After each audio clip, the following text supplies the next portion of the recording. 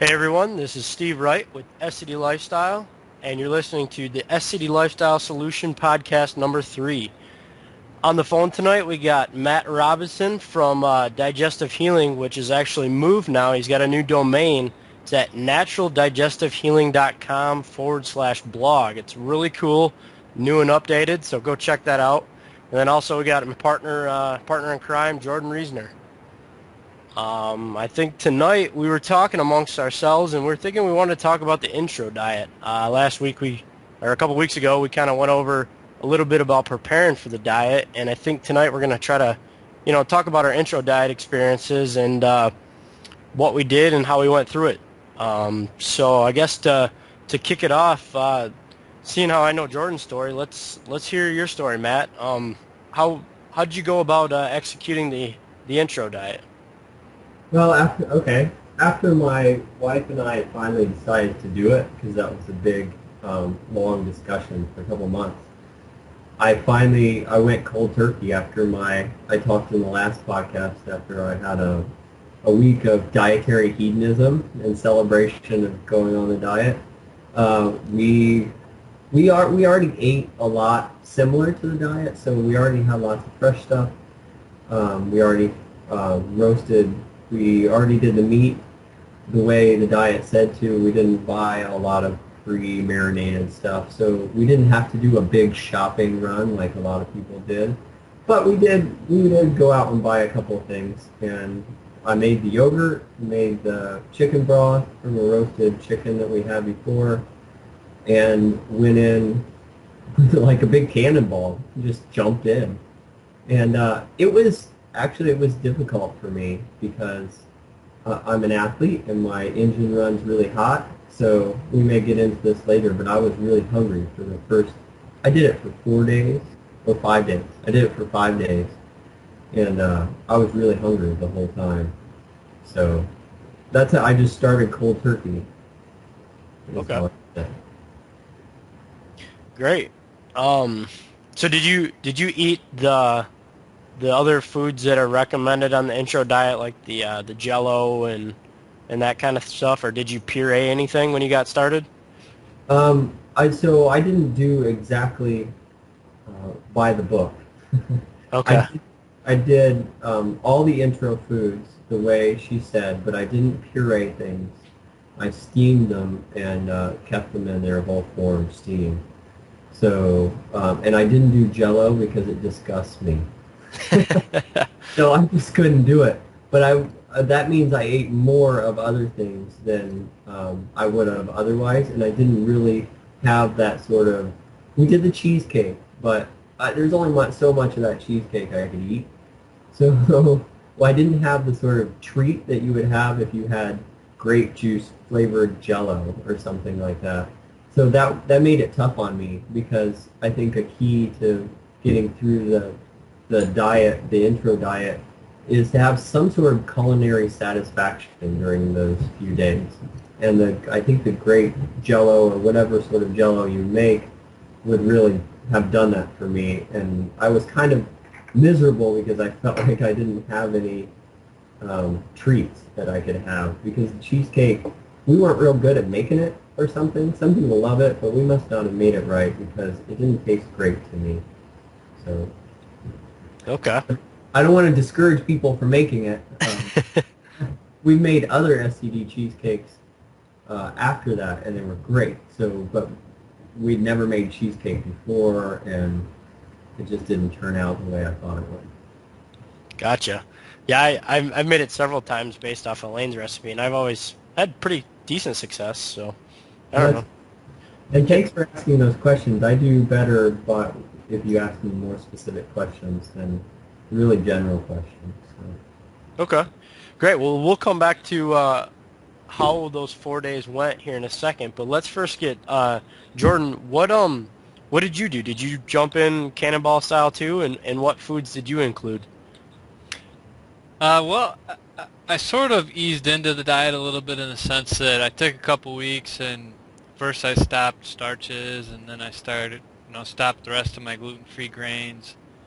And then last couple days I stopped all sugar and I was almost just eating like a paleo primal type diet for a few days, and then I had picked a Sunday to start the diet because I think I mentioned this before, my wife was going on a little vacation with our son, so I knew I'd be home alone for a couple good solid days to just give it a shot. So on that Sunday, I sort of just jumped in with a big splash. Made all the food the night before, so I was ready to rock. And basically, I just had a bunch of broiled chicken breast and burgers, and I had the chicken soup also. And then I made the carrots and pureed them up. And I wanted to add too with what Matt said about pureeing versus steaming, and I think the biggest thing too is if you leave it in the full form, which sometimes is easier to stomach if it's like normal food and not baby food. Just make sure you really take some extra time to chew twice as long as you normally would, and there you have pureed food right in your mouth. But I went the pureed route. I knew that dairy and egg were killing me up to that point, so I didn't do egg and dairy during the intro diet, which I think that's what made it so hard, was not doing egg, because I had to switch the whole what do you have for breakfast mindset. And not having cereal was a weird thing in and of itself. For my entire life I had cereal, even as a gluten-free diet I had cereal, but egg is a more cereal associated food, so it was like most people can have egg and still be okay with it, but I knew I wasn't doing egg, so it was awkward. I had to have, I think I had the first day, I just had some chicken broth and I think some pureed carrots, and then the next morning I had a chicken breast and some pureed carrots, and it was a challenge to choke it down. It was tough, and I think that the juice really helps me, the Welch's, even though I think that later on I found out that upset my stomach quite a bit, but it helped choke it down pretty easily when you chased it with some Jell-O and a little bit of Welch's. So I think what play to what Matt said a little bit too, I think it was really beneficial to have some kind of treat, some kind of sort of reward that during those 3 to 4 days. I was on it 4 days myself, but I just stuck pretty much to meat and veggies, and then the juice. Pretty heavy on the chicken soup, lots of broth heated up in a coffee mug, and I ate about 4 to 6 small meals because, like Matt said, I was really hungry going through die-off and stuff, so just ate like 4 to 6 pretty small meals and just kept myself nourished, and I slept a lot. Okay. Awesome. That's a lot of good stuff right there. So just to clarify, because you didn't include dairy, then you didn't have any yogurt or cheesecake when you did it, right? Yeah. But I knew that I was having problems with Casein going into the intro diet, so I knew that it wouldn't help. But okay, cool. Well, I guess I'll run through mine really quickly. Just like Matt, I took the weekend, or I started on Sunday as well, so I took Friday and Saturday night to go out all out and eat everything under the sun. I think I tried to eat a whole deep dish pizza. That didn't work out very well, but I was pretty ready to start the diet come Sunday. I was feeling so bad. So yeah, I started off pretty much doing the same thing as Jordan, except for I didn't include any dairy. I did do egg, and I did obviously the chicken soup, and I pureed the carrots, and I did make the Jell-O. When I was doing it, I made the eggs in the morning, so I was eating quite a few eggs in the morning, somewhere around 4 or 5, I think. I would make these massive scrambled eggs or massive omelets or something, and so I was pretty okay with that. So the whole breakfast thing didn't really impact me too much in the beginning, but I did kind of the same thing. I was eating 4 or 5 meals a day, and I was just mowing on the chicken. I mean, I was thinking, like, I think I was only on the intro diet for 3.5 days, and I think I made the chicken soup 3 times. I was just dumping chicken legs in there and eating them, and eating tons of burgers. So I I guess I didn't really limit myself. I just ate a bunch of meat for those 3 days, so I wasn't too hungry. But there was a whole bunch of building monotony when it came to the food. So I was by the end of the third day, I was doing some weird things like, you know, breaking burgers up and mowing it together in like a casserole style with the pureed carrots, and I was doing all sorts of things trying to make it taste better and choke it down. And I actually found out probably I quit eating the Jello probably on the second day of the intro diet, I believe, because I noticed well, I was eating a decent amount of it because it was such a good departure from the other foods. But I think at one point I ate a snack with just that Jello, and man, it just ripped my stomach up and had me pretty doubled over in pain. So after that, I stayed away from the Jello and the grape juice for quite a while. But that was pretty much my experience. It's interesting, Jordan, that you mentioned breakfast because I had a problem with breakfast too. I ate eggs and chicken and cheese, and normally I'm the kind of guy that breakfast food, dinner food, it's all sort of the same to me. But by the end of those 5 days, I was sweating chicken. I And ate now, it and I couldn't look after the first month on the diet. I had eaten so many eggs that I actually took an 8-week hiatus from eggs. I couldn't look at them anymore. so now you just sent me an email that you told me that you made my turkey breakfast sausage, which I love and adore and look forward to every single morning, covered in coconut oil. Ah, yeah, it's so good. Isn't it though? It's awesome. I eat it. I ate 2 pounds of it in like 4 days. If I could do it all over, I would eat my turkey breakfast sausage during the intro diet, and I would be just fine with it. Yeah, I mean it makes sense that you could do that. So, Yeah, and I'll third the Jordan's recipe for sausage. It's pretty amazing. I will have to yes, post it. I'll have to post it now with this post. So I was gonna say I looked for it and then I had to dig through my email to find it. So It's gonna be Jordan's first inaugural post into the recipes. So look Yes. for it out there. awesome. Cool. I think her book says that you should introduce the yogurt slowly, and I think one of the things that was confusing to me, and let me know what you guys think, is that the yogurt is in the intro diet on those days.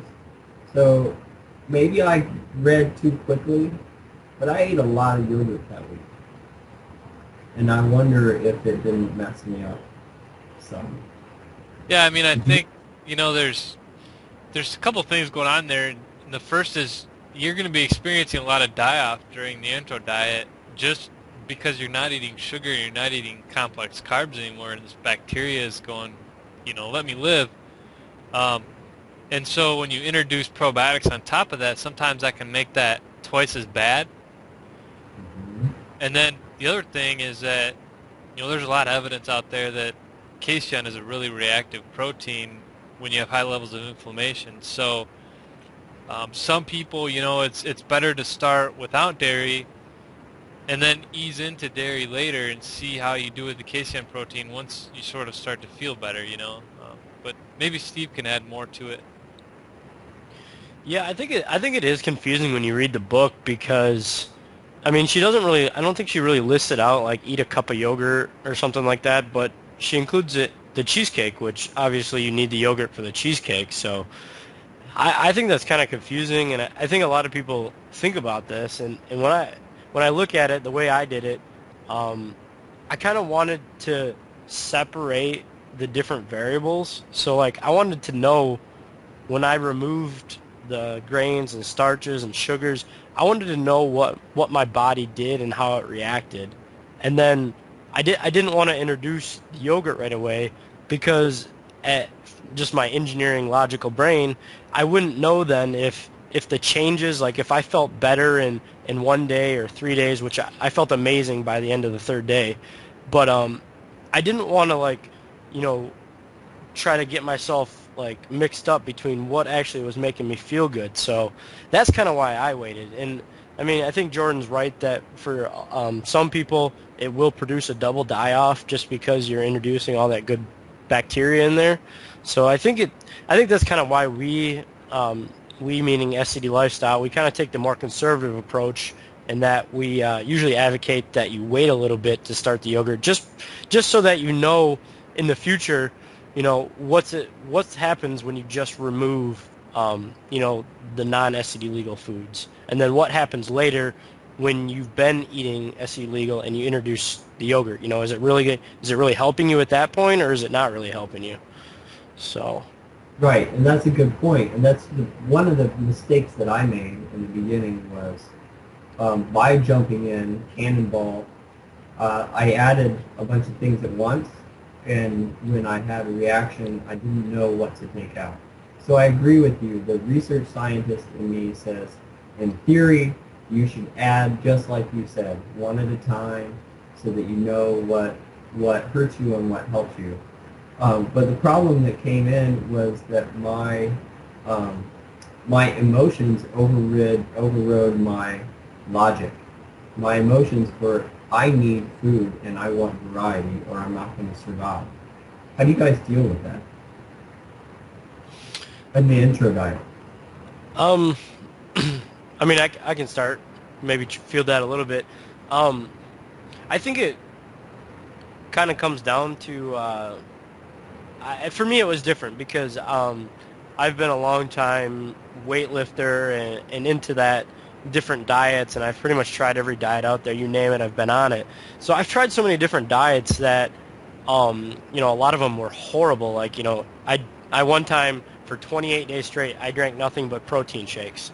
So, I mean, granted, they were different flavors, but so I had a different mindset where the monotonous of the food didn't really impact me, because one thing that I did do is I weighed all my food and I measured every cup, and I kept a detailed calorie log of everything that I ate, and so I knew that calorie-wise I was okay, so that didn't worry me, and I just kind of looked at it like, you know, all right, my original goal was to do 4 days, and I only made it. I got to the end or the middle of the third day, and I was like, all right, this is enough. I got to add something, just because of that monotony. But I was just kind of looking at it like, all right, this is just a little challenge, just a little test.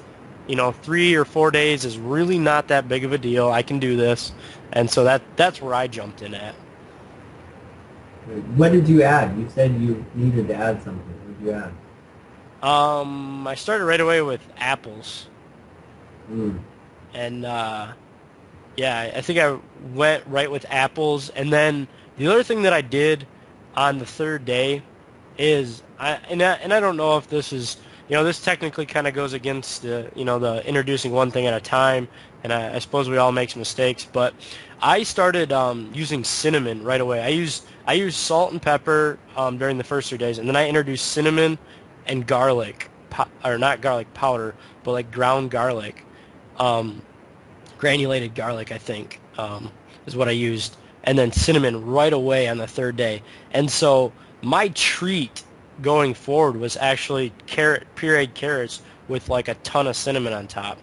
And I only really went with that just because I've read a lot of science on cinnamon, and I've used cinnamon for a long time just because it's really good with, you know, it's got some anti-inflammatory properties, and it's also got some blood sugar stabilizing properties.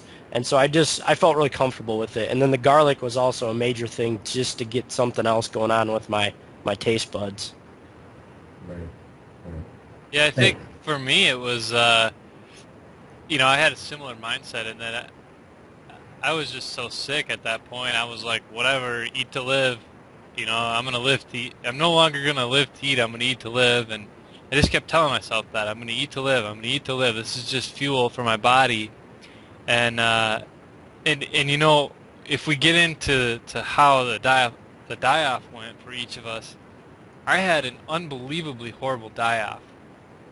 And as soon as I started feeling that horrible die-off, I knew that this was the right thing to do. It was like, okay, this is real. This isn't just voodoo magic or something. You know, this is real. This is the real thing. And the more sick I got from die-off, the more I just kept telling myself, I just gotta, I just gotta eat to live. You know, this is just my fuel so that I can enjoy my life. And I remember I started on a Sunday and I went to work on Monday morning.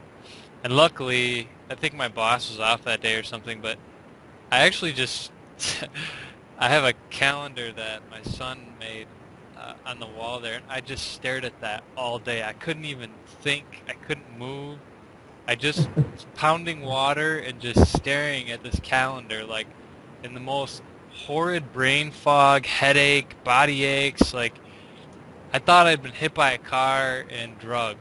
Like I remember I didn't even remember the whole day. It just was over, and I was driving home, and it was like, this is the real deal. This is definitely the right thing to do. And it, while it was horrible, it was encouraging because I knew that I was on the right path. So really, for me, 3 days, I just knew in the context of my life, 3 days was nothing. Even in the context of a year, 3 days is nothing. And I can do anything for 3 days. But after that, it was like, all right, let's mix things up a little bit. So I made some apple, and I remember I started mixing up my meats a little bit. I had some salmon, and I think I had some turkey breast, some tenderloins, and just started introducing some meats first, and then a little bit of fruit, and one thing at a time, and then I'd eat that for about 4 days and make sure it was okay, and then just keep building on top of my foundation. So every new thing was an exciting adventure, and really 3 days is nothing, you know. I agree with you. My first addition was apples, also apples and cinnamon, Okay. which I love. But I like to take, it's not really a devil's advocate position, but for people out there who are listening who can't override logic or can't override emotion with logic like I couldn't at the time, I had a really difficult time not having the variety of foods. It sounds like you guys were able to rationalize it. And I'm at some point, I think it was like 2.5 or 3 days into it when I started to sweat chicken, that I was like, this is ridiculous. I don't care how sick I am. I need something else. And it was difficult for me. I didn't break the intro diet, but it was difficult for me. And I think part of it was the die-off that was going on. But I couldn't see it at the time. Even though I was tracking my symptoms and whatever, I couldn't. Hindsight is 20/20, and I couldn't see it in the moment. I could see it a few weeks after what was going on. But my die-off also lasted quite a while. So when we get into talking about that, maybe that'll help people who are listening who feel these really intense during the intro diet, these really intense cravings and things like I experienced. Yeah. Let's come back to that in a second, but I want to dive in a little bit more to what you're saying, Matt, because I think you're onto something pretty big there, and that is that even myself today, and I think Jordan can probably attest to this too. There's we are almost programmed by our society to be slightly emotional eaters. There's a lot of ties that food has to our culture. There's a lot of in my history, there's a lot of happy times that revolved around food, whether it be Super Bowl parties or family get-togethers or going out to the bar. It always revolves around food. So I think that's big what you're talking about there, where you should be doing one thing on the intro diet and you're so committed to it, but you're just this is the first time maybe in a long time that you haven't had a lot of sugar or a lot of starch, and that there's a lot of emerging science out there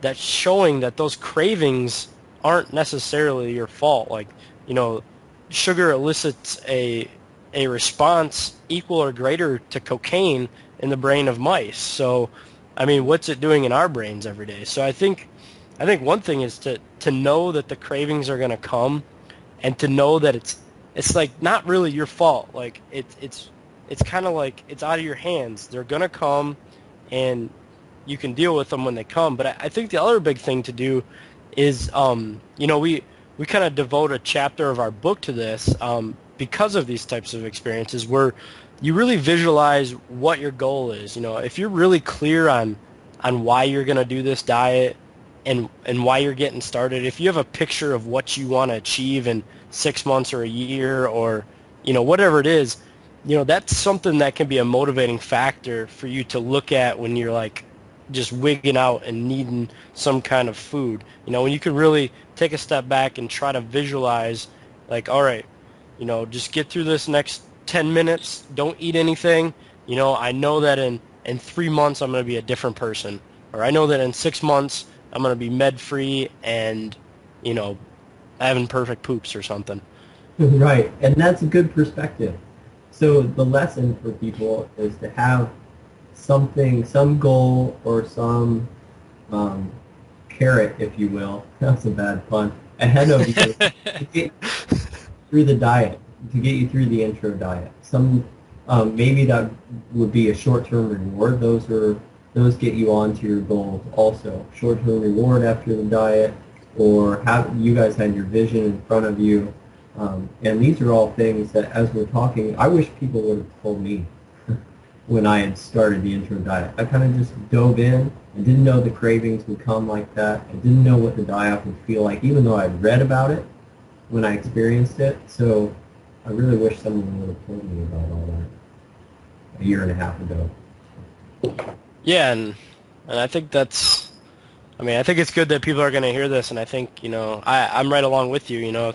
Some of this stuff that we've kind of come up with and developed was because of what Jordan went through. He coached me through the intro diet. So just having somebody to call and reassure me that what I was experiencing was what, normal, or I'd never experienced anything like what he did, but the stuff that I was going through was normal and to be expected. I think that was a big help. So I think what we're doing tonight is pretty powerful. Yeah, man, you're really getting into some good stuff. And, like, one of I think a huge section of our book is all about psychology, because it seems like this diet, Elaine laid down such an amazing foundation of science for us, and there's a long list of success stories, but the reality is a lot of the failure around the SCD diet is psychological. And a lot of the things that cause people to quit before they have success or to give up is that they don't necessarily craft their vision of health.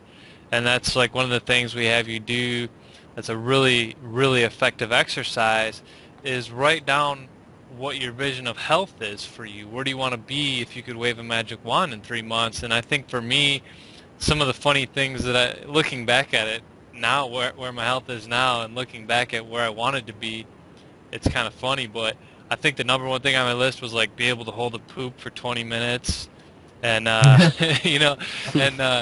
and be able to go out in public and not be scanning for bathrooms all the time, and not wake up, sleep through the night without having to wake up and go to the bathroom, and feel good for 2 hours after I eat a meal. And there's all these things that, like, to me now are silly, but at the time those are what got me through that wicked die-off. And also I'm sort of away from motivated in that way too, so I had like this really horrible picture of how sick I was, and I didn't want to be like that anymore either. So that's a really effective exercise. When you get ready for the intro diet, write down what your picture of health is 3 months from now. Where do you want to be? And describe it in detail. What does health feel like to you? And you got to use that. I mean, that's going to get you through, because you can't reach for that chocolate bar anymore.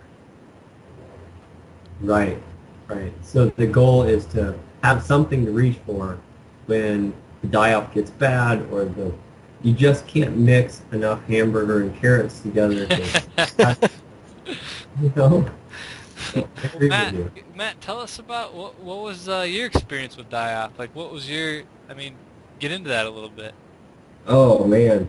So I can't remember the timeline so much as I remember it started about the middle of 2 or 3 days into the intro diet. It started to get bad. And mine was, like, I got whole body aches, like right before you get the flu. Oh. My body ached, and like you, Jordan, I believe you said that your head was fuzzy and you stared at the calendar. I could hardly work. I could hardly concentrate on things. But the real thing that was weird for me is that I got intense cravings. You said, Steve, that sugar produces reactions sort of like cocaine. I felt like I was coming off of drugs. I remember sitting in the plaza outside of work with my meager lunch. It was after the intro diet, 1 or 2 days after the intro diet, and somebody sat down next to me and lit up a cigarette. I don't smoke, but it smelled like heaven. I can't describe to you how close I came to asking that person for a cigarette. I had the weirdest, most bizarre cravings for whiskey in the middle of the day, for cigarettes, for not just vices, but other things too. Um, so, and those sort of cravings were really intense. And when they started to be food cravings, like a yogurt smoothie with a whole bunch of fruit and whatever, it was seriously difficult to moderate myself. When, especially after the intro diet, when I knew that some of those things were legal for me. So, Yeah, that's the danger zone you get into too when you look at what's SCD legal and you start diving into that stuff and you start baking pancakes and you eat like an entire batch of almond flour pancakes and then it all comes pouring out, like an hour later and you're like, but it's SCD legal, and it's like, but you just ate 10 cups of it, like, right. and And we always talk about that moderation.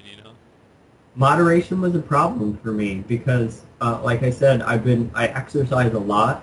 So not only was I not processing everything that was going through me because I was sick and I was losing weight, but I was still exercising some.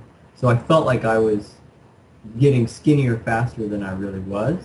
And some people who have been anorexic or who have been starving in the past will get the same sort of feeling. It's a fear. It's a fear that I'm gonna starve, and that's what I had. Especially because I think my die-off lasted about 2 weeks. With these things were really intense for almost 2 full weeks, and I was really emotional. I had fear that I was gonna starve. I had all kinds of things. Sometimes they felt rational, and sometimes I knew they were irrational, but yet I couldn't get rid of them. On top of my body just continually ached, and I would sweat at weird times, and so that's why the first month on the diet was so difficult for me, because those cravings lasted a long time and they were really intense. And we have a lot of people that will get that fear, and I've gone through that fear because I lost like 40 pounds instantly on the diet. Like, it was scary. I thought I was wasting away.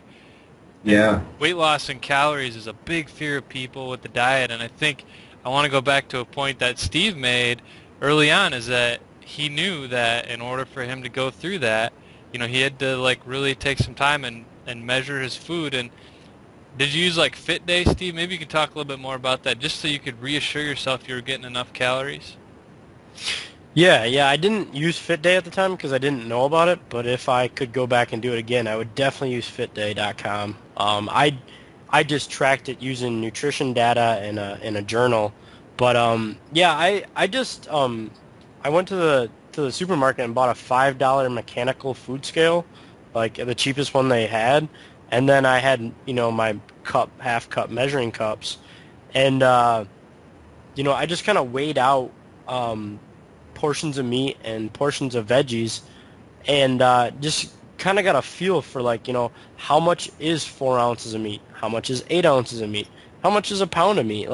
Those are kind of things that you don't maybe necessarily think about before you start like an all natural diet, but there's something that I think it's a really good learning lesson for everyone, even if you're been on an SCD diet for years.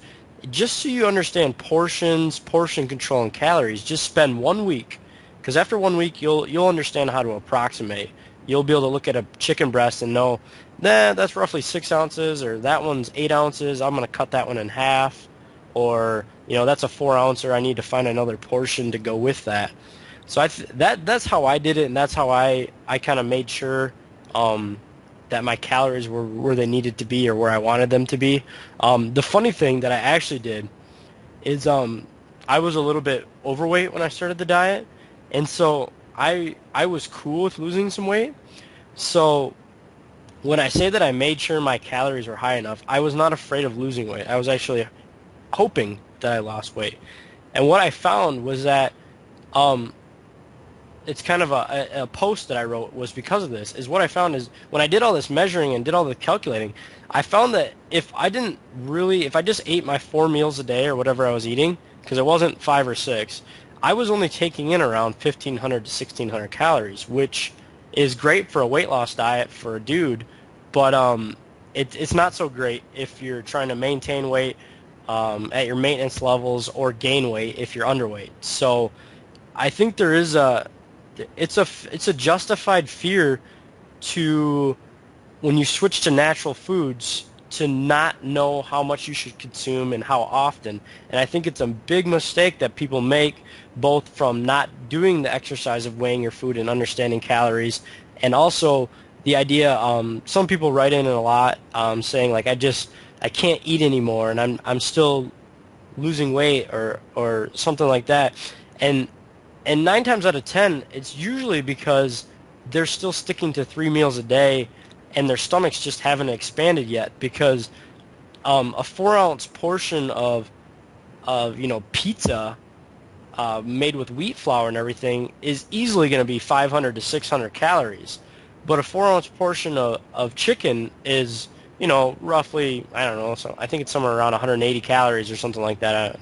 Don't quote me on that. Look it up. But the fact of the thing is I'm trying to make is that your stomach may be kind of used to a certain volume of food, of processed, and that calorie total is probably in many magnitudes higher than that same volume of natural food.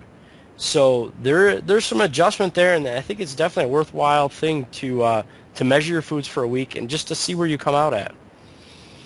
Yeah, and Or if at you least want to... Go ahead, Matt. sorry. Or at least look at the labels to see what you're taking in, even if you don't buy a scale. But I agree with you. Measuring your foods would have been a good thing for me, reassurance. Yeah, and I don't want people to get the wrong idea here. I'm not advocating constant measurement of food unless that's something that you like and you do it in a healthy way. I'm not advocating that at all. I quite honestly am a lazy guy by trade, so I just did it for 1 week, so I knew, what a burger patty, how many ounces a burger patty was when it's 1 inch thick, just like that, so that going forward I could know where I was. So I definitely don't want to get people on the wrong idea here that you need to be doing that every week on the diet or something. No, it's real good to be reassuring and help that fear. And you can go Google how many calories do I need, and there's a million calorie calculators on there. You just kind of tell it, I'm this active and this tall and this age and I'm a male, and it'll say, well, you need 200 or 2,500 calories to maintain your weight, and say, okay, well, am I getting that? And okay, I don't have anything to be afraid of.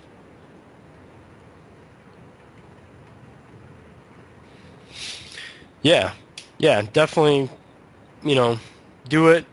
Check out some of those calculators. I would encourage you, if you do use the calculators out there, find 3 different websites and average them out, because they're all mathematical approximations, so there's going to be some variables there. Some people are high, some people are low. But let's tie this back real quick. Let's go back to die-off here and tie this all back together.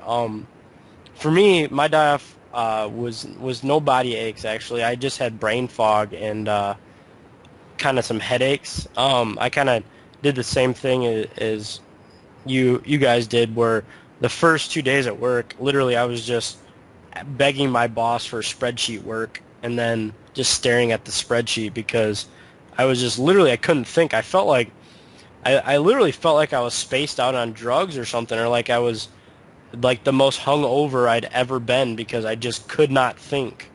And so that was pretty much, other than the cravings and the brain fog, not being able to think, that was about as bad as what they got for me. there was this horrible scenario where in order for me to go get water from the water machine, there was this vending machine next to it, and I used to have this big deal for M&Ms, and I could have swore in those first 2 days that the packet of M&Ms was literally like calling out, eat me, buy me and eat me. So I don't know, I was probably spacing out on some, some weird chemical imbalances, but I swore that packet of M&Ms was talking to me. I gotta, But I gotta ask a question here to you, Steve, and maybe we could do a roundtable too. But knowing what you know now, how would you go back and do the intro diet over again to set yourself up so that it might be a little easier on you, and then so you can maybe handle die-off a little better? Like, what would your ideal intro diet be like? I actually might start it on a Saturday, and then that way and so I would cook Friday night maybe, or take a half day Friday, or whatever I had to do to get the foods ready Friday, and then I would probably start the first day being the Saturday that I was eating, so that by the time I got back to work, I was kind of through the worst of the die-off. And I think the other thing that I would do that I didn't do is I would definitely do some Epsom salt baths to try to, pull out any toxins and really supplement with some magnesium when I was going through all that. I kind of, for some reason, scoffed at the different methods of dealing with your die-off symptoms. So I would probably just do it proactively. Like I would set out a time to do a Epsom salt bath both days, and maybe more. If I saw immediate results, I might do 2 a day. But other than that, my experience, there wouldn't be a whole lot that I would change. I would probably do the same thing. Count the calories. Yeah,